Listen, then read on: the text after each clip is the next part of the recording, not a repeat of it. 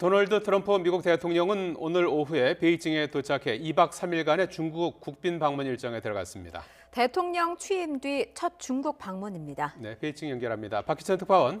네, 베이징입니다. 예, 트럼프 대통령이 베이징에 몇 시에 도착했습니까? 네, 트럼프 대통령이 탄 전용기는 이곳 시각으로 오후 2시 35분쯤, 한국 시각으로 3시 35분쯤 베이징 쇼우드 국제공항에 착륙을 했습니다.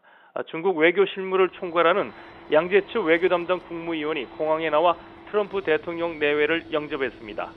그동안 중국은 국빈급 이상의 대접을 할 것이라며 트럼프 대통령 맞이에 심려를 기울였는데요.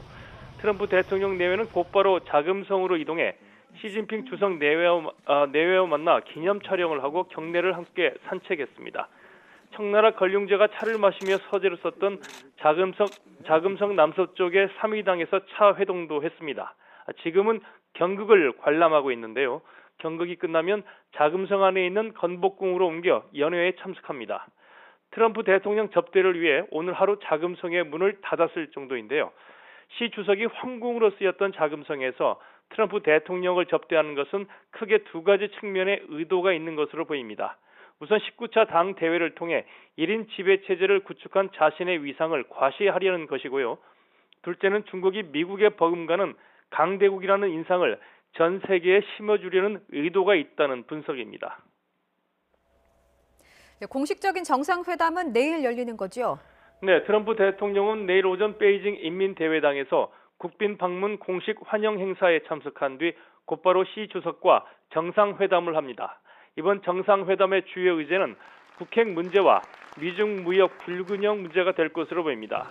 회담에서 트럼프 대통령은 중국이 대북 제재를 더 강화할 것을 요구하면서 지난해 3,470억 달러에 달할 정도로 큰 대미 무역 흑자를 줄 수 있는 해법을 제시하라고 압박할 것으로 예상이 됩니다.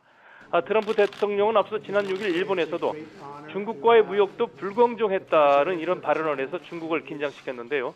이에 맞서 시 주석은 무역 불균형 해소를 위해 중국이 미국의 첨단 제품을 수입할 수 있도록 규제 완화를 요구할 것으로 보입니다. 미국은 군사적으로 활용할 수 있는 첨단 기술이 중국에 넘어갈 것을 우려해서 첨단 제품의 대중 수출을 제한하고 있습니다. 시 주석은 또 대화와 협상으로 북핵 문제를 풀어야 한다는 입장을 거듭 천명할 것으로 전망됩니다. 두 정상은 회담을 끝낸 뒤 공동 기자회견을 열어 합의 내용과 각각의 입장을 발표할 예정입니다. 지금까지 베이징에서 YTN 박기찬입니다.